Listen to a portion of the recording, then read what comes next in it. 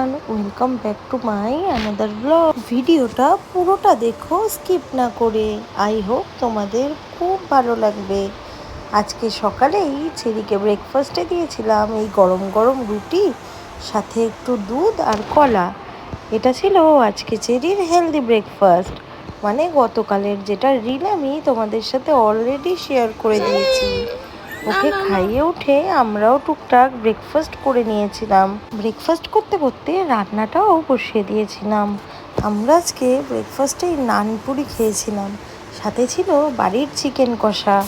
আমি তো চিকেন কষা দিয়েই এই নানপুরিটা খেয়েছিলাম। দোকানের তরকারিটা আমার ঠিক ভালো লাগেনি, তাই শুধু চিকেনটা দিয়েই খেয়েছিলাম। আগের দিনের চিকেন ছিল যেটা। এদিকে চেরিরও খাবারের আয়োজন করে নিলাম। চেরির খাবার আজকে খাবারে ছিল ওর ভাত, ডাল, মুসুর ডাল সেদ্ধ শুধু, এটা আর কিছু নয়, উচ্ছে ভাজা, শাক ভাজা আর একটা মাছ ভাজা। আজকে আর আলু ঠালু দেওয়া হয়নি, ভুলে গেছিলাম ডালে আলু সিদ্ধ দিতে। এটাই খাওয়াবো, প্লেন অ্যান্ড সিম্পল খাবার। রাত্রে অন্য কিছু করে দেবো। এসো খাবো। এচে এচে এচে এচে এখানে গেছে খাবার দেখে দৌড়ে পালিয়ে গেছে চেরি। আচ্ছা, কাঁঠাল বিচি বাটা কে কে খেয়েছো বলো? কাঁঠালের দানা এটা বাটা হয়েছে, ঢপের রান্না। কোনোদিন আমি খাইনি, আজকে প্রথম ট্রাই করবো। এই দেখো শাক ভাজা, ভাজা হয়েছে লাল লাল ঝাল ঝাল মাটনের ঝোল, নরম নরম মাটনের ঝোল, লাল লাল ঝাল ঝাল।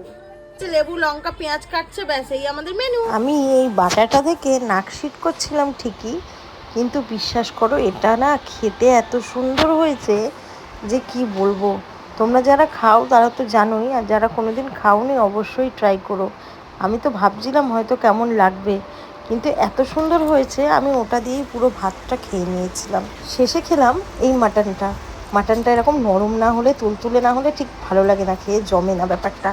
বেশ নরম হয়েছিল।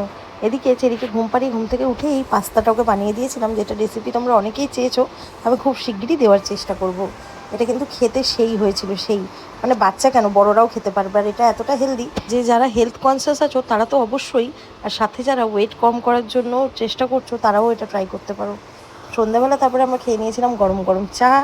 তারপরে রাত্রে চেরির ডিনারে করে দিয়েছি পটল আলু ঝিঙে দিয়ে গরম গরম পাতলা করে মাছের ঝোল, যেটা খুব ভালো হয় খেতে। আজকের ব্লগটা এখানেই শেষ করলাম। টাটা, আবার দেখা হবে পরে।